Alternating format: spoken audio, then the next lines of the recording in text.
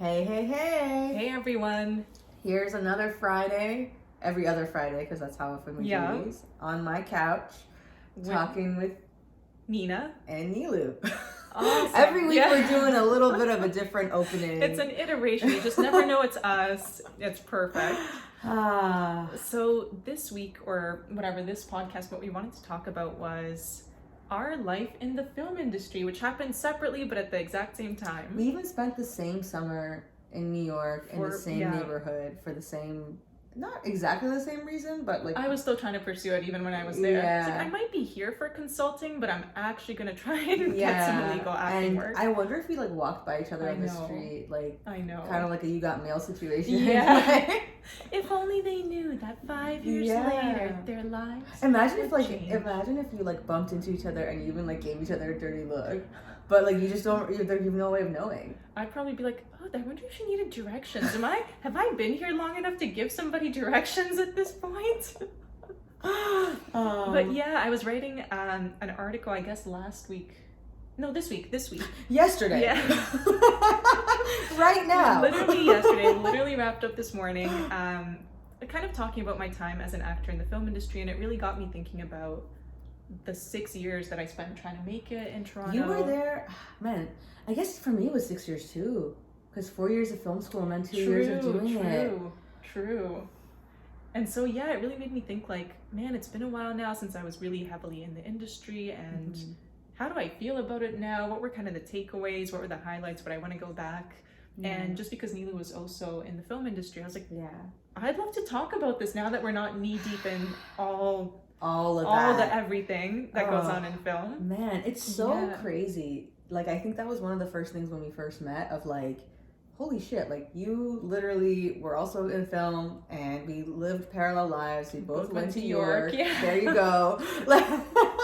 The talking at the same time is a more recent development. No, don't sell us short. We were doing this 6 months into the friendship, and somebody else told us. I think people told us at Techstars. People told us at Techstars. They're like, "This is insane. You guys have like literally nodded and responded in like perfect unison, in the exact same tonality." We just lived our lives apart for too long. We just needed to make the like meshing happen as soon as we met. You know what? It's actually, this is gonna be really stupid, but like, one of the things I noticed very early into our friendship, and like I still always notice, is that we walk in perfect unison.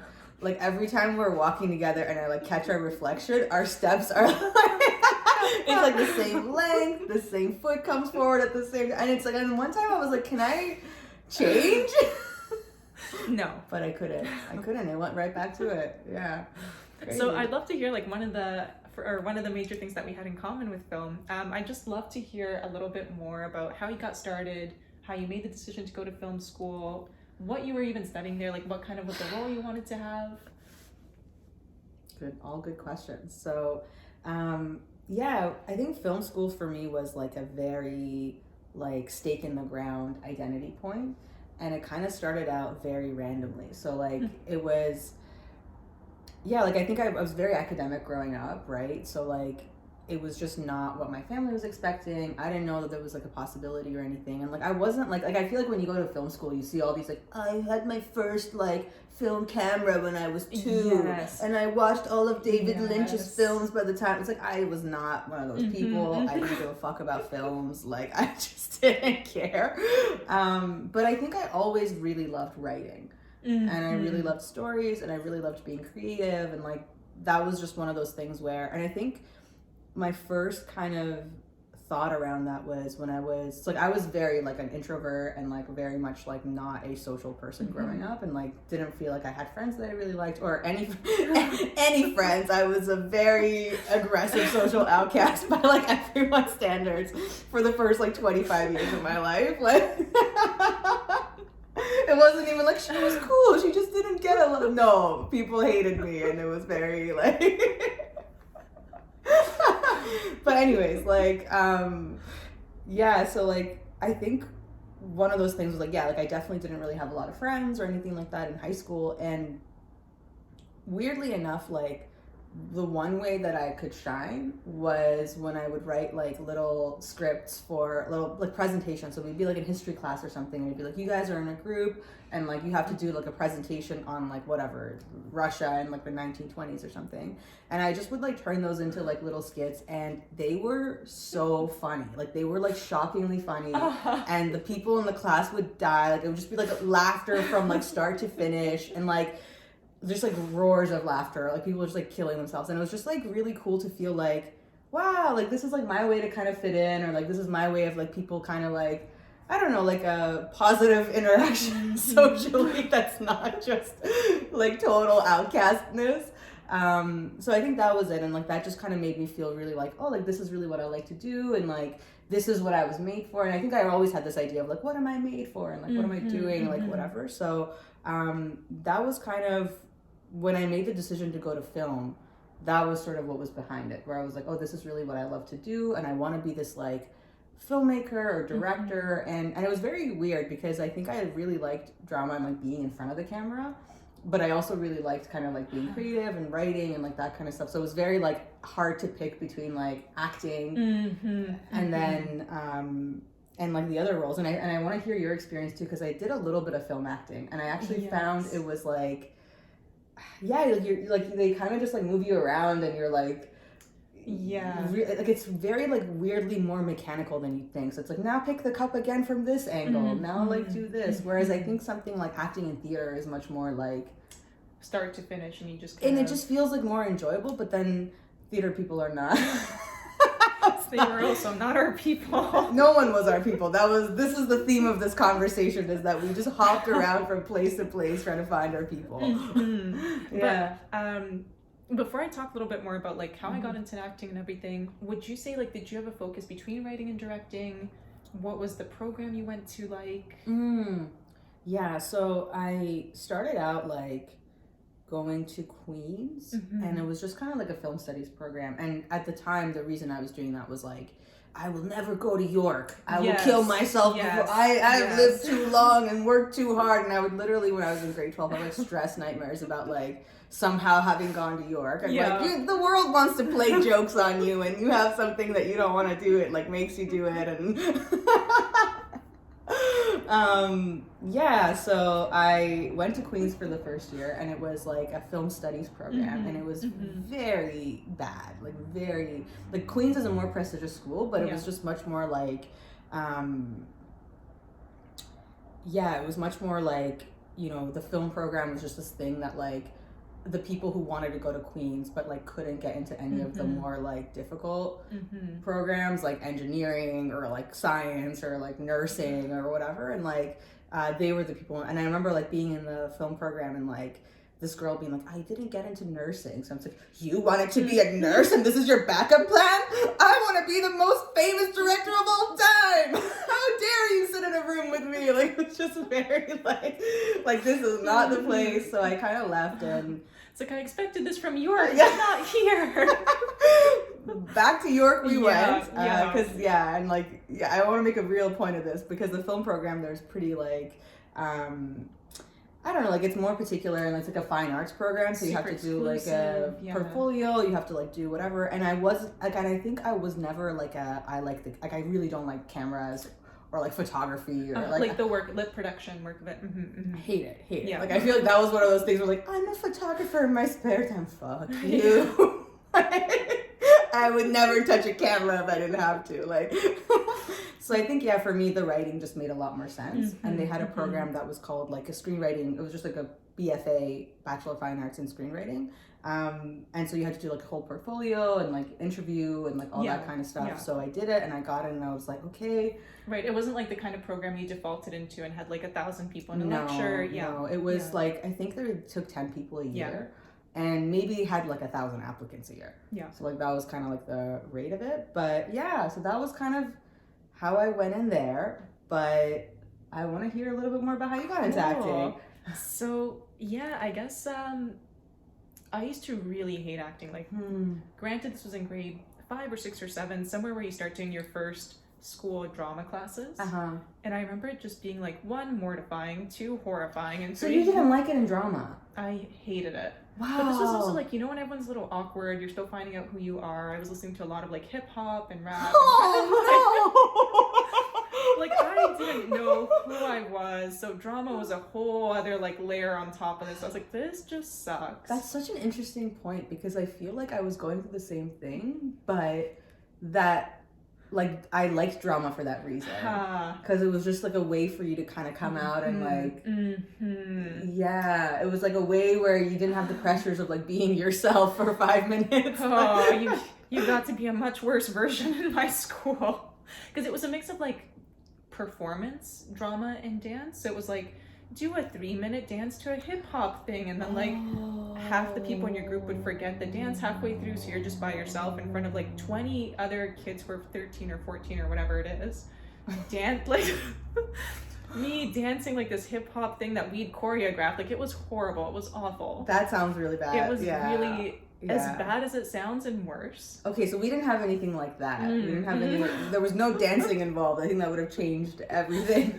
And so that was like, yeah, just really, I was like, who would want to do this? This sounds like the worst career you could possibly ever have. Yeah. And as I got older, I think just like things got more grounded and the classes changed, and it became like, one, it was just in high school, you had to take it. Yeah. And we had an incredible teacher. The class that I had was much more. So you more... took it all the way to grade 12? I did, just because I found like in grade 9, that's when I was like, this is fun and interesting, and the people are cool, and you get to like... Oh, so grade 9, you already were liking it? I was nervous about it, but by the end, I was like, this is pretty cool, and I want to keep taking it. It was just like grade 5, 6, 7. Like okay, that makes more sense. That makes more sense. Okay.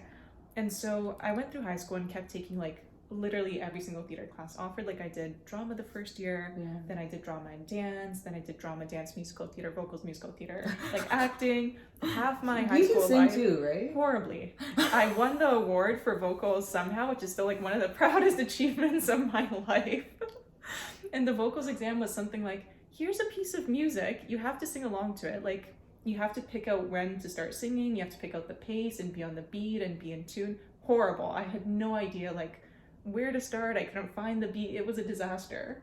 And I still somehow walked out with like best. I have a plaque at home that says I won. I mean, it must have been, I mean, all you have to do is be better than the other people. No, it was, I think it was one of those things where he's like, do you want to start again? Because that wasn't where you were supposed to start. You'll just hear it. Then why did you get the plaque? I don't know. Doesn't matter. I have it. And so I think that really made me, one, the acting and the dancing part was super fun, just because it's like, it's active, you're with a group of people, you stay after school, you're a super tight-knit group, you come in on weekends to rehearse. And then the shows themselves are really, really fun too.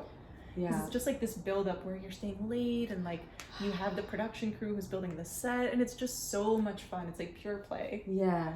And it's physical, and it's mental, and it's emotional, and I just loved it so much. I feel like I want to like jump in a little bit, and I feel like this was really one of the things I loved about, or my idea of what the industry was just this idea that you brought all these different people together who like do different things, maybe have different skill sets, and all like, and you all come together and you create something, and just like how much you bond in that time. Like I think one of the things, okay, so this was a thing, so like I wasn't into movies, but I was obsessed with the behind the scenes. I would always watch those on any movie, and it's like, oh, we did this thing on set, and like this is what happened, and this was the vibe, and it was just so like, and I think that's exactly what you're saying too. Just such a great experience. Exactly. Yeah. And so, like whatever, grade 12 was kind of coming around, and that's when you had to pick your university, like courses, major, all of that, your school.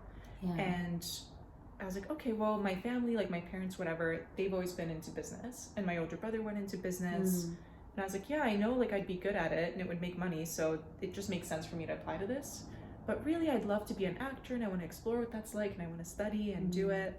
And so I was like, okay, I'll apply to the best business school that I know, and I'll apply to the best acting school that I know. What was the best acting school that you know? So, so from my understanding, it was Ryerson, and that was putting aside like National Theatre School, because that was in Montreal. And like, it was just a very specific theater focused kind of thing. It took like 10 people, and I was like, it's just too niche. Like I don't want to go that niche. So kind of the best in a slightly different position was Ryerson. And then the best business school that I knew was Schulich at York. And so I was like, yeah, those are the 2 applications I'm going to put in. You only applied to 2 things? I think I put Ryerson as a backup. Yeah. Just because I was like, well, you never know. Maybe I'll be rejected from both and then I'll like ruin my life if I don't get And into you weren't thinking about moving out of the city?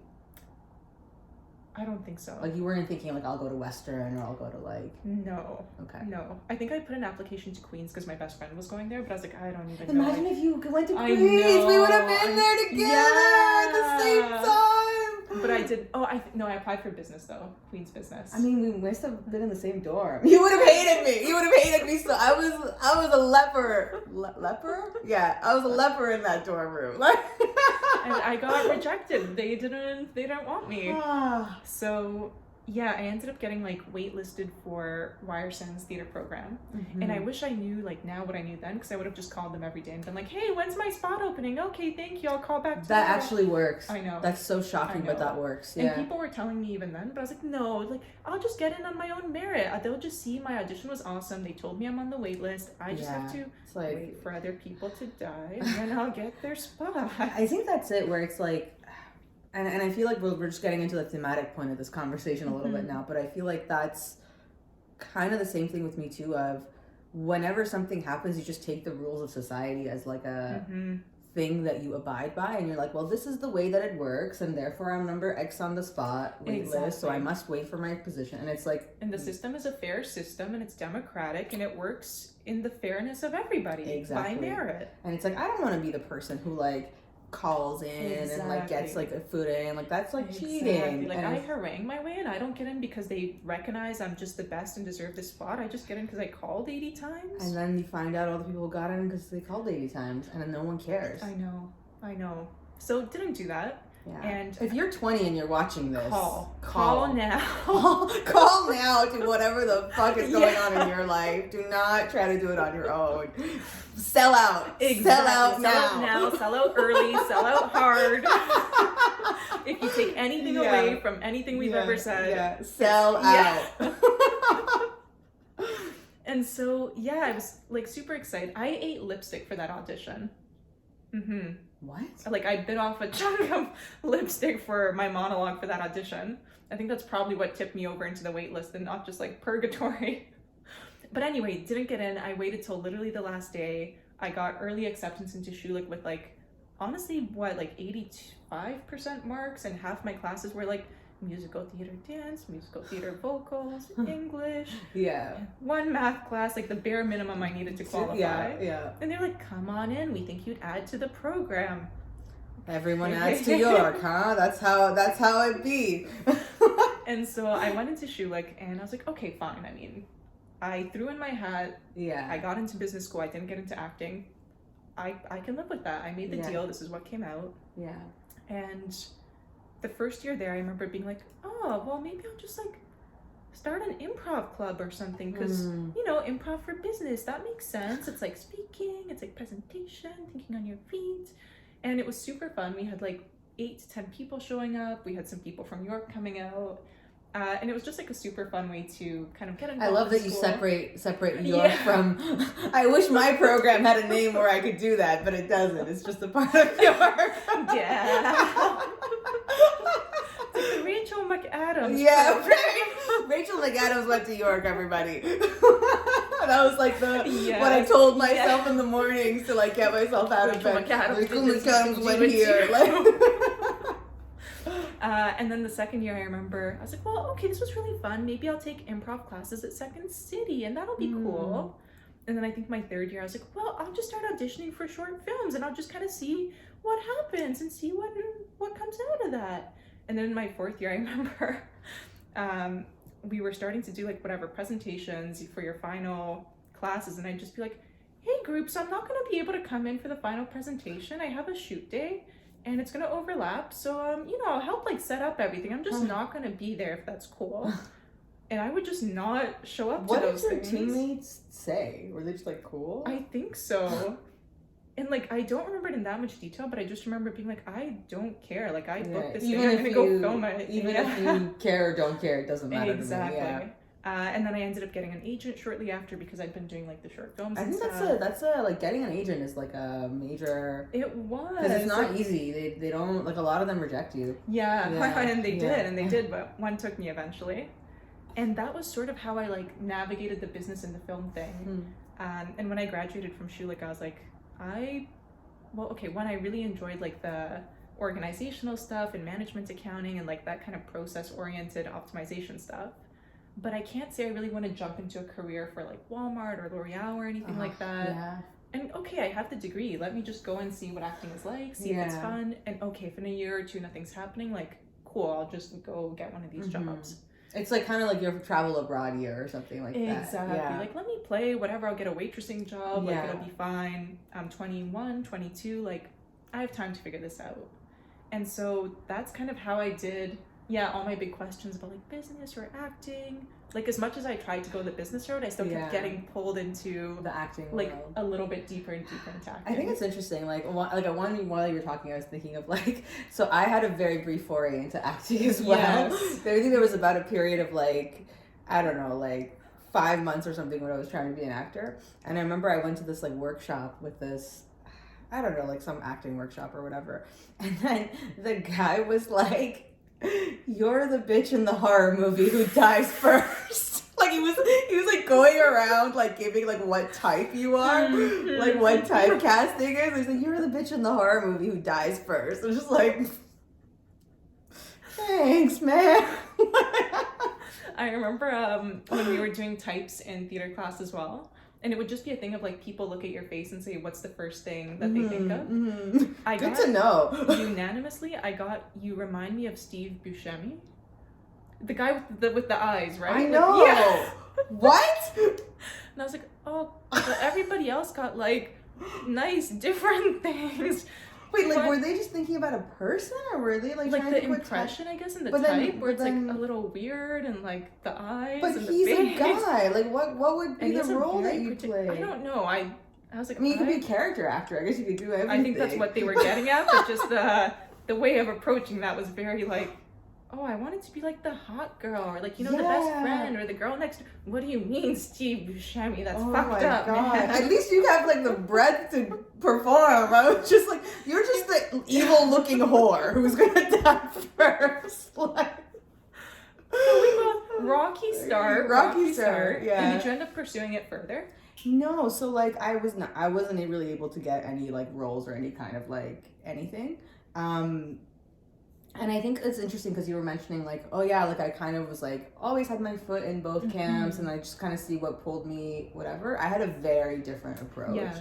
And I was very much more like top down of like, so for like the 6 months that I was like an actor, it was like, this is my life. And like, it was just like my parents would be like, maybe you want to, no, how dare you tell me not to be an actor. And then when I was in film, like very much this thing of like, you just set this thing as like your, I don't know, like your identity or the thing that you're supposed to do. Yes. And then you just kind of like go, and I think for me, because it was an unconventional choice for my family, it was something I had to really like stand behind and fight for. And I think that was just a part of what made it difficult for me to really evaluate if I actually liked it. Yes. Or if I actually was like, there was no period of me being like, let me see what happens. It was like, okay, I've committed to this. Yes. I have to make it work. It has to be the thing.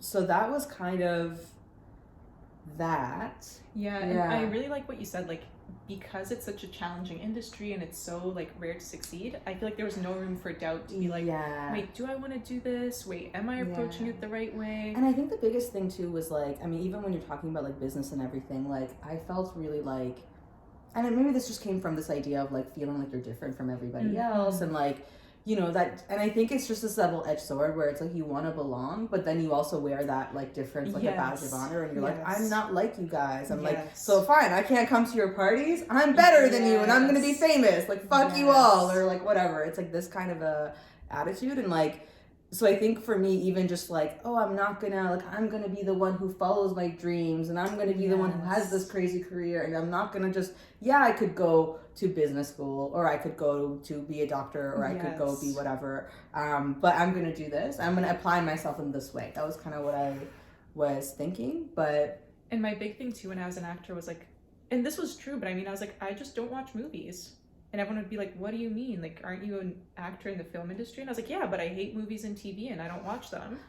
And I'm going to be the kind of actor who just like makes it by watching people in real life and by being naturally attuned to like whatever, this skill. And it was really, I think, the sense of like wanting to make it on your own, wanting to make it based on your own merit and not being like, no, I just went into the community. I made a lot of friends. I made a lot of connections. We helped each other out. I helped them. They helped me.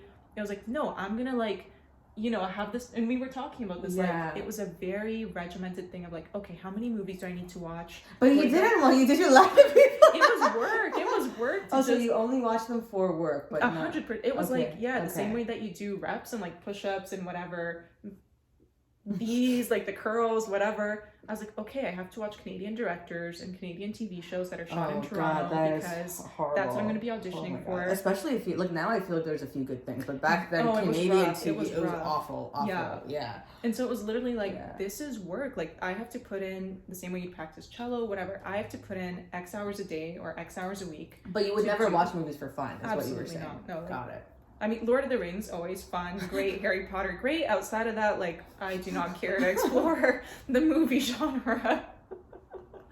And so it's like, oh, I didn't, because film people were into movies, because that's pretty normal, I guess, if you're pursuing a career in film. Yeah. I was like, I don't really care to spend time with you, because all you do is talk about movies and directors and what's coming out and the cinematography style. Like, I don't care about that. Yeah. And so I would very much be this person who proudly was like, no, I'm not part of any communities. My friends aren't actors. They're people who do like other things. They're in different lines of work. Really outside of like my job and, you know, having to audition, whatever, prepare scripts. Like I don't spend time in film. I don't spend time with film people. Did you find the same? Yeah, like same yet different. Yeah. So I think like my expectation was very much like, okay, like the reason that, you know, I'm in school and I don't really have friends that I like, or I'm in like this position and like whatever, it felt like, okay, so these people aren't, and you know, this is going to sound a little snobby, but like these people aren't at my level. Yeah. They don't have like the depth that I do. They don't have like, they don't think about things in the same way that I do. And so like, of course I'm not going to fit in with them. And so I think for me, it was very much like, it's like tying this idea of like your people exist somewhere in some kind of professional community, and it's about kind of finding them and like just being there. And then once you're there, it's like everything's perfect because these are my people and they get me perfectly and everything's gonna be fine. And so I remember like there was a short film festival when I was like 18 or something that I ended up like very randomly going to, and like went with a friend of mine, and like we just ended up meeting like so many people, and it was just like 4 days of just like being drunk 24/7 and just partying 24/7. Like that was what it was. Like it was just nothing. I didn't watch a single movie at that time, but I was like, these are my people. Oh my God, I finally found them. This is what I was made to do. This is it. Whatever. And then I think it was just really like when, I don't know, like when I started going to the film school and even just seeing things like, I think when you have this idea that like you're just naturally supposed to fit in with every person that you meet, the second that I would see anybody who was a little bit different than me, it just made me like, you know, it's like, oh, like you were this kind of person who, and I mean, you know, film people are pretentious, right? And like that was the same thing with like startup people. Like I feel like any kind of community where you're really like gung-ho about the profession, like you have a lot of people who just like eat, sleep, breathe it, or like you have the kind of like ideal person of like, oh, I'm like a hipster with checkered shirts and like I shoot film when instead of having a phone, like whatever, like it's just like stuff like that. It's like, oh, my favorite movie is like Citizen Kane, and it was just like a lot of these things of like, fair enough, like those people were also finding themselves or whatever, but at the time it really felt like these people are all so different from me. They all like these things that I don't connect with them at all. And so it really felt like, like you're just kind of outside of like, and I mean, that was the thing where like my program at York was like 10 people and I was not friends with those 10 people and all of the other 9 were friends with each other. So like that can give you an idea of, like, you could get a sense of like what that was. And it was just this thing of like, you know, and I think it's interesting because it felt like because though there wasn't a thing where they immediately came up to you and they're immediately like, you're amazing, Niloo, and we are exactly like you and we're like whatever, then I just immediately took that as a rejection. And I was Mm-hmm. like, well, fuck you guys, you don't accept me, so I don't even want to be like you. And I think a big part of looking back on that experience, a big part of that was like me distancing myself from them and me placing a lot of judgment on them and Uh-huh. their way of being, Uh-huh. Yep, yep. because I just was like, well, I'm different from you, and like I'm like, and it was just like a way to kind of, I don't know, fight back against this rejection that they actually didn't even reject you. And so Yes, like all, and I yes. think from their perspective is like, this girl's kind of standoffish and a little mean, like that's, Yes. but we don't know anything about her. Like maybe those people would have been cool if I became friends with them, right? Mm-hmm. But Mm-hmm. I think that was it, where it's like, you think if it's not an immediate thing without any effort, then, or like there's one thing about you guys that isn't right Yes. or doesn't fit, then that means that they're not going to accept you to their group or whatever it is. Yeah. And I'm so with you. Like for acting Yeah. too, there was a big thing. I mean, like, just imagine walking into a waiting room, like, as you're waiting for this audition, and there's 15 other people who, like, some of whom you've seen at other auditions. They Yeah. all maybe kind of look like you. You've Yeah, all that's a done your strange experience. and you've all done your take on, like, what is that, like, wardrobe that this character would wear? How did I do my makeup? And it's just like, oh, and this was for me personally, like, oh God, like, we're all in competition for this thing. And it's very much a case of, like, if you get this role, I do not. If I get it, you do not. Yeah. And so, because there's also so little information in the acting industry, like, you don't get feedback about why I didn't get something. You literally don't hear if you didn't get it, just the deadline for filming goes by, and you're like, well, I guess I'm not shooting it. That it was really easy to get into your own head about, like, you know, what you did wrong, why other people were better than you. Yeah. And I think that was one part where, just like you said, for me, it made me feel kind of like, oh, I can't relate to you. We're kind of competing with each other. And while I don't feel like a sense of competition, it still feels like I'm trying to gauge what about you makes you better, what makes me better, what are my strengths, what are your weaknesses. I think that's a really good point too, where it's like, it's kind of ironic because on the one hand this person looks like you, and it's like, okay, you guys are the same, but then it's all about like, but I'm the different one between us, like I'm the one who is like gonna do this well, or I'm the one who's gonna be special here, and like so I am different from you. And I think the other thing for me with the film and acting community is, like, I felt like people were very over the top or dramatic, or just, you know, the kind of people who would do like voices and have these parties where they suddenly jump into improv, or like, that was, and just that like, was you know, rough. this, fair enough, like, for some people that's fun and that's like a way of being alive and engaging, but for me it was just like, that's not who I am, that's not how I want to engage with my friends. You know what's really funny and what it makes me think of is this idea that for both of us, it was this thing that when those people, whether or not they were being themselves or not, like let's say if they were and that was their way of being, it kind of was a call to us that we had to also be that way. Exactly. And it felt like a rejection of us, or like a, well, I'm not that way. And the only way for me to be here is to be that way. But then if it was just like, you're that way and that's fine and I can be around you, but I'm okay not being that way. I think that was definitely the same thing of like when you see those people and you're like, I'm not like you, therefore I shouldn't be here. And it's like, oh, my belief is that I need to do my movie checklist. I need to get really good at like picking up lines off the script without staring at it forever to memorize it. I need to get quick at memorizing. Like, I just need to work on these skills for myself, and that's how I'll succeed as an actor. And just through like being seen by a lot of different casting directors. But I think what made it really hard, and what with, like, I didn't know this at the time, but with hindsight, I was like, if you just had people around you who were also in the same industry and you could talk about like how your auditions went, you could compare what worked and what didn't, you could even see what other people were auditioning for, you could talk about pre-audition nerves, like you could understand that other people were sharing your experience, you could support each other, and it would be more like you're all in it together and all trying to figure it out. Instead of me being like, why am I so nervous? This is wrong. You should be calm and confident in the waiting room and in the audition. You were bad for having nerves. You suck. Whereas it's like, no, a vast majority of people feel that exact same way. And if you can just have that normalized by being exposed to different people going through it, I feel like that just changes this thing of like, I'm an outsider and I keep doing things wrong and these people don't get me and I don't get them and I shouldn't be here.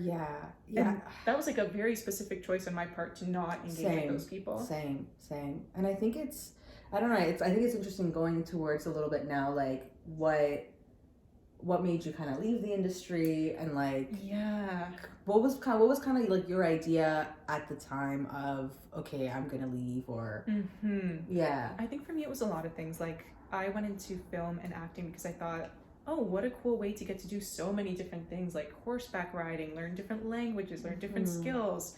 And you, one, not only get paid to do it, but you get to do it on an accelerated timeline with like the best of the best coaches. And I was like, that's incredible. Like, that is the best life anybody could live. But then the actual practice was like, oh, you just audition a ton and then you don't get feedback. And then well, at least I barely booked anything in the first few years. And it just felt like, oh, so I work on set like maybe 10-15 days a year, and the rest I waitress, and that's like more my real job than actually being on set. And I can't see any growth the way that I would expect in a company where you get like promoted every 2 years, you get a salary increase, and you can tell that you're making progress.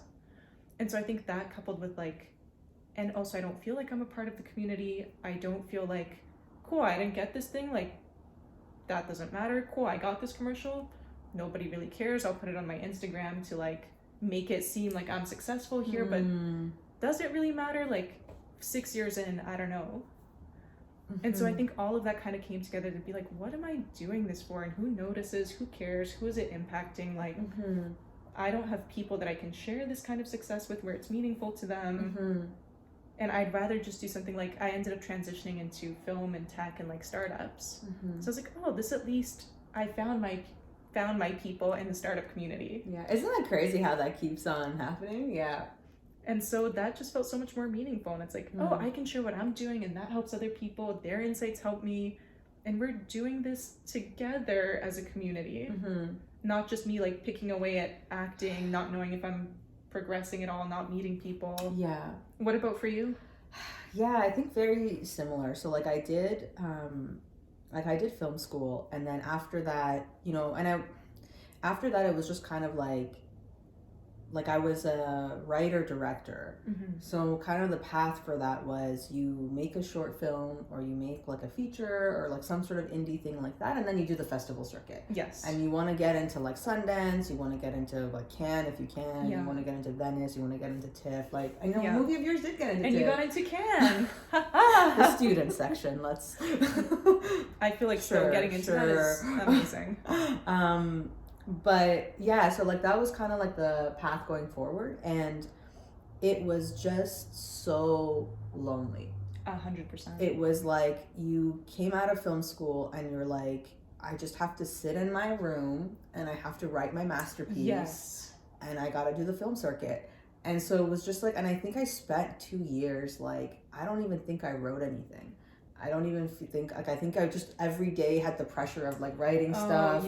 Every day, like just literally not. And the weird thing was like, it was also really hard to find work because I had no network. I had no, like, it wasn't like I was a computer scientist and then whatever, like I learned to code and then I went and got a job. It was just like, there's nothing that I have a marketable skill. I can't get a job. Like, and it was just a really rough time. Like, personally, just especially like feeling the pressure from my family of like, well, you were smart and like look at you now, or just seeing like some person you went to high school with who you didn't even look at, and you're like 6 times dumber than me, and like you're basically failing out of school, and like they're just like, manager whatever at like RBC or like Rogers or something, and you're just like, oh, like this person has a job and they figured their life out, and I'm just like, what did I become? Like I had all these ambitions and like it just didn't end up being anything. So I think in the end it was like my kind of like Hail Mary was, I was like, okay, well, I can't, the problem is that I don't know anybody here. Yeah. And it's very hard to kind of build your career alone. So what I really need to do is to go to a top grad school. So top grad school for film. So like in LA, like UCLA, not UCLA, South Carolina, USC, yes, USC, like there was like AFI, whatever, like there's a bunch of these like very like reputable kind of like film schools, and I was like, okay, well, like I'll apply to one of those, and then I'll be in LA, I'll be in the industry, like the teachers are like, because it is about who you know, and like I'm in Canada and I don't know anyone, and like whatever. So that was kind of my Hail Mary, and like I spent a year like making that application and like all that kind of stuff, and then I applied, did not get in.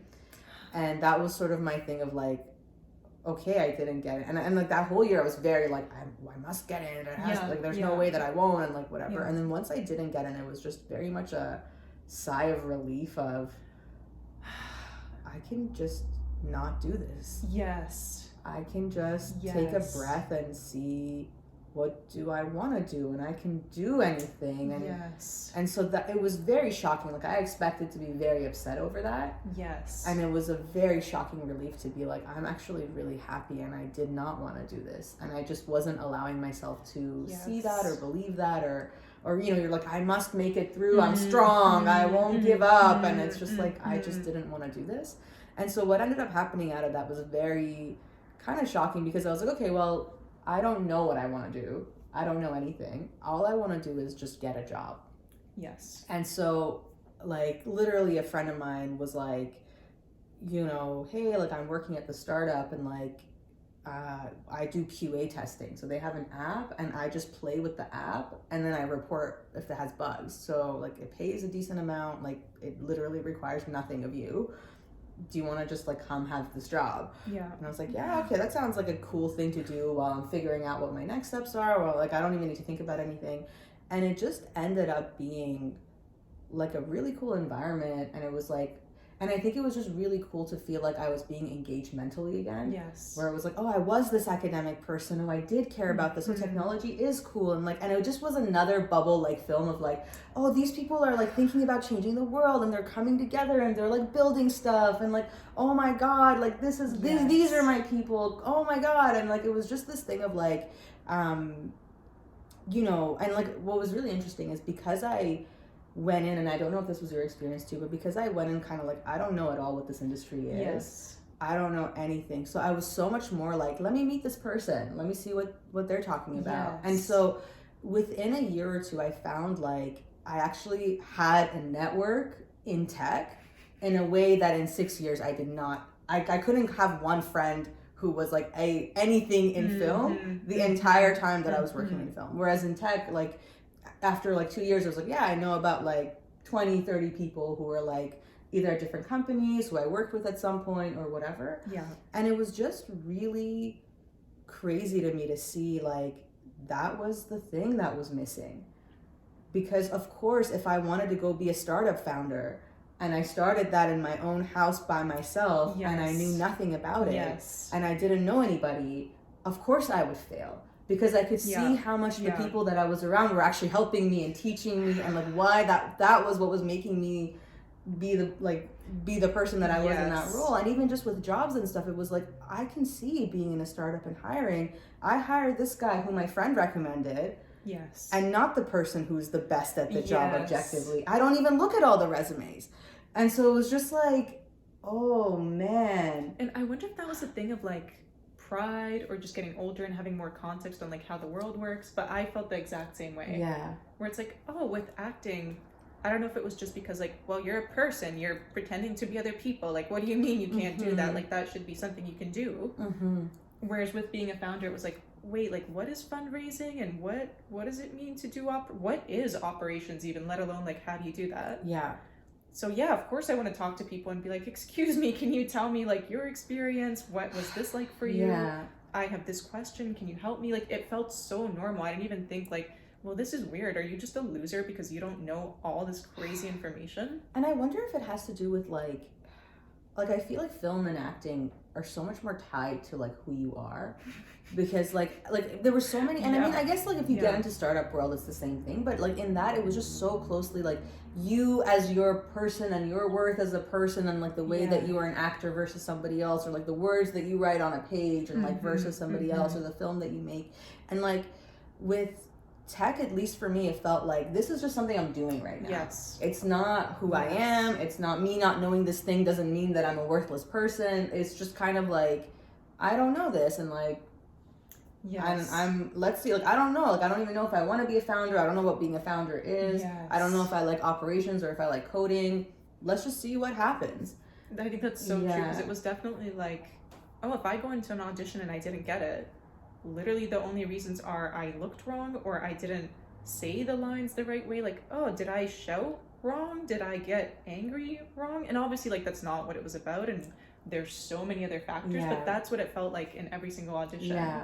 was like, this is what you're hiring. Right. So if you did not hire this, it's because of this. It's like you're putting your soul into it. Yeah. It's like you're putting your soul and your own experience and everything into it. And like, and I think there was so much pressure as like a writer to be like, to say something profound, to like do, and I was like, I haven't lived. Yeah. I don't know. I literally have never been in a relationship. How can I write about love? I've never had somebody I care about die. How can I write about that? And it's like, I have no, like, and then you have this pressure of being like, you have to say this profound truth about the world and like have it be this amazing film. And it's like, that is, whereas with that, it was like, cool. Like you learn how to, like, you're in this company with other people. Yes. You do emails. Like, yes. like you manage the email marketing for the startup. Okay, none of us know what we're doing. We're all learning together. And it was just kind of like, okay, it's not like I have to go be $1 billion founder on day one. Yeah. Yes. And I guess the question that I want to kind of wrap up on is, would you change anything going back? Or would you ever want to go back even? That is a good question. I think the kind of, you know, like rule, and I feel like I'm very much a rules of life. Like I bought myself a book that was called Algorithms to Live By once for like a birthday, and it was like by the time you're 26 you should pick a life partner, because statistically speaking you've already met most of the people that you're gonna meet, and it's just downhill from here. Like it was just like stuff like this, and I was like, of course by 26 I must choose a life partner. Like yeah, the book is wrong. Like you can start living till 28. Yeah, so. honestly, I know, something mad. Okay, but what was your question? Like, would I change anything? And would you go back, and would you go back and change anything? Like sort of that. So, I think what I was gonna say about the rule that I kind of walked out of that with was, if no matter what you're doing, like in the industry, if you are the only person you know who is doing that, you're gonna fail. Like that was a thing where like, because I saw, and like it wasn't just like how much tech was teaching me stuff, but it was just seeing like how much it's not a rule or a system in there. It was like when I was doing blockchain stuff, I was doing like events and talks and like whatever conferences and stuff like that, and it's like it literally was because so and so saw me there and was like, this is the one that I know, and it was just this thing of like all these like accolades and things that you see from the outside of like this like whatever entrepreneur who like did X, Y, and Z, and it's like being on the inside of that and being like, this is just bullshit. Like it's literally based on nothing. It's just because I happen to be there, I happen to know this thing or whatever. So it just felt like there's a lot of happenstance and like interacting with people that actually makes your career. Yes. So it was just like, okay, well, I know kind of being in film, being in tech, like it doesn't, and I think for me it was like, I must find the right thing where my skill set perfectly complements that thing. And if I'm not doing it in film, it's because of who I am and my skill set is not made for film. Yes. And like, oh, if it's not tech, it's because of this. And it's like, it doesn't really matter what the industry is. You just need to be, like, if you're around those right people, you just kind of go with the wave with them. Yeah. But if you're kind of outside by yourself, you're kind of, you know, like you're just kind of struggling on your own and you don't even see what the actual thing, like one in terms of learning and like how much you grow by being around other people and like the support, but also just like being in the know of things, like being in the inner circle of stuff where opportunities are given to you, because people who are giving opportunities don't even see you. Yeah. It's not that you're not good enough. They're not seeing, they only see the 4 people who are like contacts that someone introduced to them. And I mean, the stupid thing is film is exclusively about this, like at least in tech. And I was like, if I can see this in tech to this extent, where I kind of, once I got into tech, I was like, this is it. I'm a very logical person. I like hard skills. This is why I'm going to learn how to code. And like, I like it. You put something out, you do it. And like, you work with people. It's not this like vague shit. And it's like, oh yeah, it's that vague shit. And if it's that in tech, imagine what it was in film. So I think in terms of going back, I wouldn't, in the sense that I don't, like, I really think I like where I am now, and I think this permutation of like the job or career that I have is what I really love, where it's just this mix of like, you know, being on camera, talking, you know, writing, like all these kinds of things, and not having it necessarily be in the confines of like, I have to write fiction stories or I have to act somebody else's story or like things like that. So it just feels like I prefer this to kind of being a filmmaker or an actor or whatever. But if I would go back, I would be like, you know, it's not really that much about what industry you're in. You can make anything work. Go find the right people and sell out early. Sell out. Like, go sell out. Go make friends. Like, if you like whatever you want to do, find the people who are doing it and become their friend. Yeah. That is, and it doesn't even like that is what makes your success. Not how good you are, not how talented you are, not how hard you work. And I mean, fair enough. Like, you know, you can have those things and like in that context you will move further, but without that context you can have all of those things and you will go nowhere. What about you? I'm with you. I think like even though at the time I don't know if I just didn't find the right people, or if they would have been the right people if I just tried, instead of just being like, what I see doesn't seem like my thing, and I don't want to engage. Exactly. But I think what you said is perfect. Like, if you have to toil alone and you're putting this pressure and onus on yourself to be like, no, I just need to have the skill and like be in the right place, and just through my continued diligence somebody will see and somebody will give me access or permission, or will allow me to whatever land and get this role, whatever it is. Like, that's not really how it works. And maybe you see that story like once or twice and it gets blown up. But I mean, that's the thing too, because the stories that you see are always showing you that part.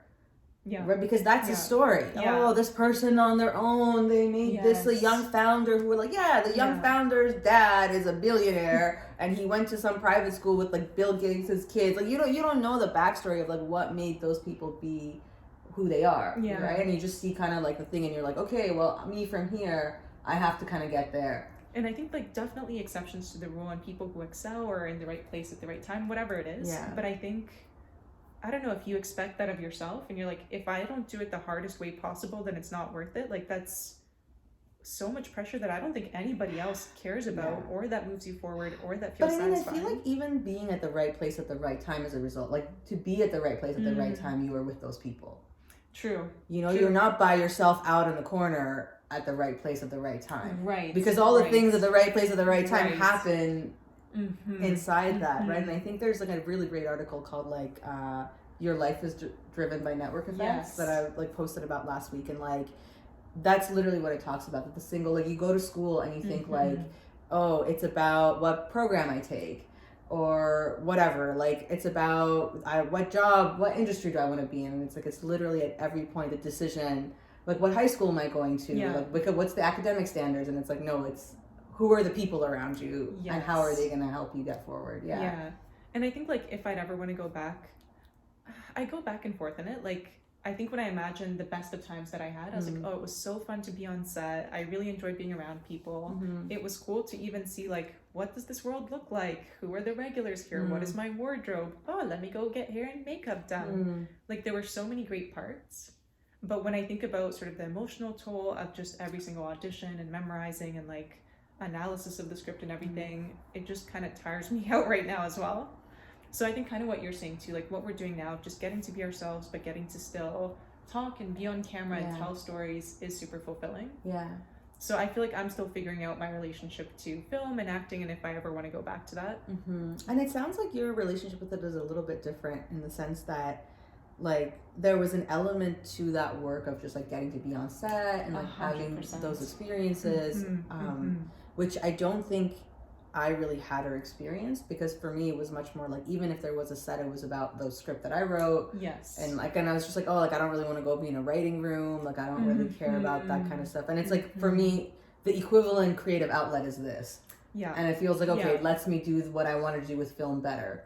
But I guess what you have is a little bit different. I think so. And I think what you said earlier about just different people coming together with different skill sets, it's like, oh, that's like tech, it's like startups, it's like having a company, but just in a more purely creative way. It's just really nice to be around other creative people. So that's kind of our story of how we got into film, what we were hoping to get out of it, and I think really how we both just, not that we could have done it differently, but shot ourselves in the foot by not finding our communities, not relying on other people, or like not making the best use of community. And I think it's just like not even necessarily like, oh yeah, like not relying or like not making the use, but even just thinking that like, and I don't know if this is kind of what you're experiencing. Maybe it is because we talked about it, but I feel like for me was the sense of like everyone starts out on like you pull the trigger on the gun. Yes. Everyone's at the start Yeah. of the race, and it's about seeing who can run fastest and who Yes. can run farthest. And so if you're not making it, it's because you're not running fast enough. Yeah. It's because you're not running far enough. Because you're not strong enough. Like whatever it is, and it's like it's only on me to get from here to there. Yeah. And so for a long time I really looked at people who like got a break because somebody else like helped them as like, oh, like yeah, they don't even have the talent to do this. Yes. They just like got here because somebody like whatever. And it's just like everybody did that. Those are just the ones you know about. And so like it almost makes me feel like, I don't know, like if you're running on a treadmill and you think you're going to get to the end of the race and you're like, well, I'm running as fast as possible. Yes. What do you mean? And it's just like, well, no, like this is like functionally wrong because you're on a treadmill, so it's not going to go anywhere. Like it's like a functional thing that you're not Yes. seeing about that Yes. situation. Yeah. And so, yeah, I think our advice of like sellout is literally just find the people who are doing this. And I think don't put it all on yourself to just be like, I have to make it. It's all on me. Yeah. It's everybody will recognize my skill, and the only thing that matters is skill. Because like it really isn't. I think like another way to put it Yeah. too is like, if you don't like, and I mean I feel I speak in absolutes because this is just how my brain works. You take this with a grain of salt and like apply your. It's like I speak in absolutes and then 2 weeks later it's a different thing, but it's still an absolute. Like, but yeah, like it's not a thing of like, oh, it's harder if you're on your own. At least in my experience, it's impossible if you're on your own. I think that's the thing where it's like you realize it's just the wrong way to do it. It's not like oh well, it's 30x times harder, but like it just means that I have to work harder. Like it's just like if you're doing something and you want to get somewhere with it and you don't know anybody else who's doing that thing and you're not in a group with other people who are also doing that thing. Yeah. It's just like it's like trying to run without legs. Like it's just not gonna happen, right? Yeah. So thank you for tuning in for this week's podcast. And we'd love to hear as well, like if this is something that you've experienced in your life, whether it's professional, whether it's personal, but have you ever done that where you just tried to really make it on your own merit? You were like, I don't need anybody else. I'm just going to develop this skill in my own dark corner. And when I come out, it's going to be perfect. Does that resonate? Or I guess maybe another way to think of that question too is like, has there been a time where not being in a community has hurt you? And so like hurt maybe your progress, cost you something in terms of, whether it's career, whether it's like relationships, whatever. If so, leave it in the comments and tell us about it. Exactly. We would love to hear and know what that's been like for you. And otherwise, you can always sign up to our newsletter to get updates on when our next podcast comes out and weekly tips on building your own community, making new friends, and finding deeper relationships. Yeah. Awesome. See you in 2 weeks. 2 weeks. Bye.